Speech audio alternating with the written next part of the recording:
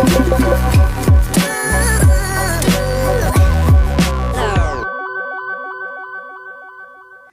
everyone, and welcome back to my channel. If you're new here, my name is Kaylin and I'm just trying to kind of strategically place the camera so that you can't see the clutter around me. And today I wanted to do a video just to kind of inspire you on your frugal journey.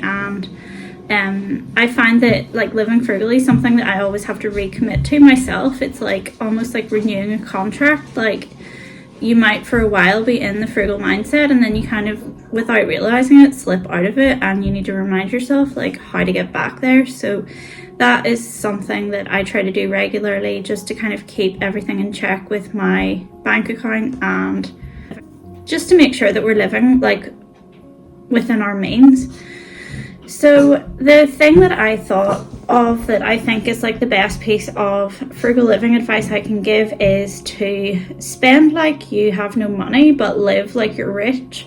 And what I mean by this is to like approach your money in a way where you're careful with it and you think through your purchases and you don't make like spending the default. Like you look for creative solutions first and you like think outside the box and keep an eye on your bank statements, and you go through your bank account online and actually I find that the physical act of writing out like what I've spent and putting it into categories really helps me to work out where I am spending too much and what ways like we're able to save and what we can maybe get rid of. But I like to focus on like frugal living being a positive thing and making it into a way of kind of like getting in touch with your personal values again, and like realizing what is truly important to you and what makes you happy. Because generally I find that the things that cost a lot of money aren't the things that make you happy in life, and they can act as a distraction from your sadness. But when you strip everything back and you focus on living frugally, it kind of forces you to confront yourself and work out what small things in life actually make you happy.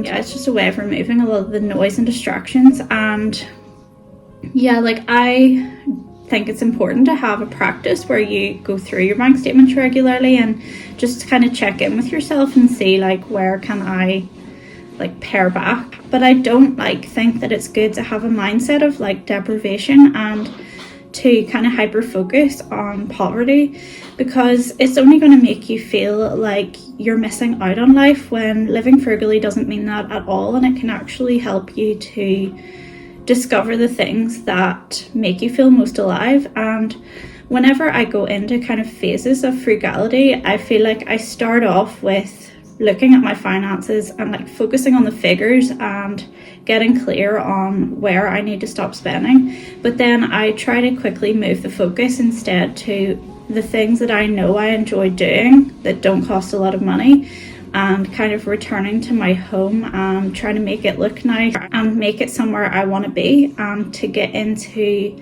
creating things over like purchasing things, because that is what gives me a sense of purpose, and that is what is truly fulfilling. Like you can come home with a shopping bag with something in it that gives you a quick rush, and then that dies and you just have more clutter in your house. Or you can make something with your hands and it gives you a deep feeling of satisfaction, and it's just something that actually gives you true happiness.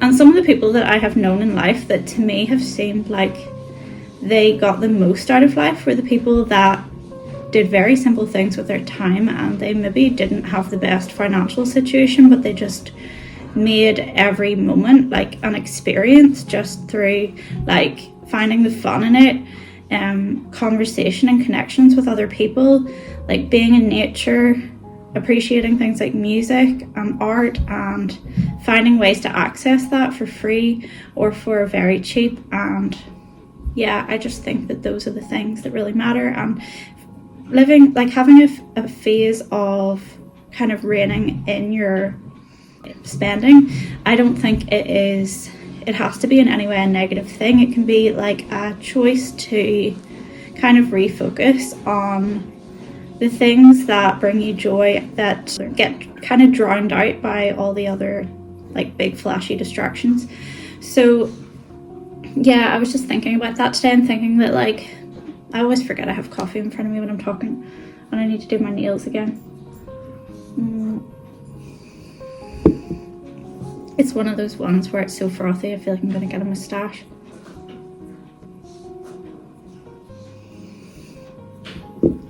Anyway, so yeah, focus killing, living frugally. So the things that make me feel rich whenever I'm not spending a lot of money are things like being in nature, going for walks in like areas that are kind of wooded, because I think that trees kind of give you, like, you know, the way there literally is a name for it, and it's like a Japanese name for tree bathing, and it's about how trees release something into the atmosphere that actually kind of heals you. And I do think that's true, because I find the more I am in like a forest or a wooded area, the more I feel, the freer I feel and the happier I feel. And I think sometimes just like breaking things up by going outside, it just does you the world of good. And I find that like listening to really kind of like high vibe like music, it just elevates my mood and makes me like appreciative to be alive and happier in my own home without feeling the need to go out and buy something and try and buy a piece of happiness. Here we go with the barking again. So like Jimi Hendrix for me has always been like my happy music, and no matter what I've been going through in my life, if I put it on, it just makes me feel like elated. So I think everybody needs to find something like that where they put it on and it just brings them like joy immediately, and things like dancing and singing can do that too. And I just think like making the most of the things that you already have, and reminding yourself of the things that you love, and organizing your home in a way that is like attractive to you and makes it appealing, and somewhere that is like a place of comfort rather than stress. I love to do things like painting and writing, obviously, and getting in the flow with that, and kind of it's like you go to another place when you're doing it, and you're just, money's not even a consideration, because you don't need it, you're not thinking about it at all, you're just so focused on what you're doing. Like, I love to have like creative tools nearby, so I do think that investing in craft supplies and things like that is worthwhile. Not hoarding them or buying them like in such abundance that you can never use them, but just having the tools to be able to be as creative as you want to be.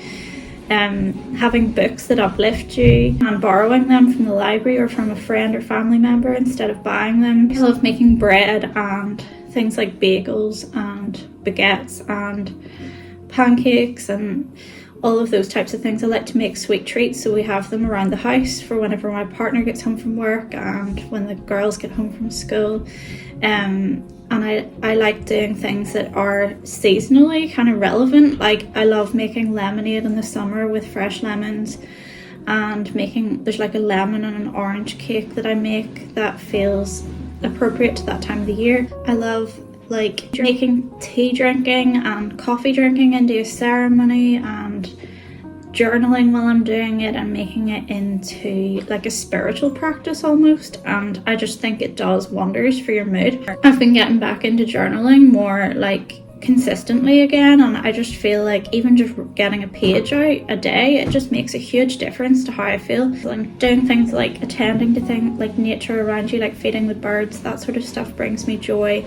Even going out in the garden and just weeding and feeling like it gives you a sense of purpose, and you can actually see visible results of how you've spent your day. Because if you just go shopping, like yes, there might be a bag of like, and that feels like the result of your day, but it's so much more satisfying to look around and think like, wow, I changed like the entire appearance of this part of my garden today, or I made this really delicious bread and now the house smells like really comforting and everybody has bread to eat that's fresh. And or like I painted this picture and now I can use it to decorate my house, or I can give it to someone as a gift, or I can make prints out of it.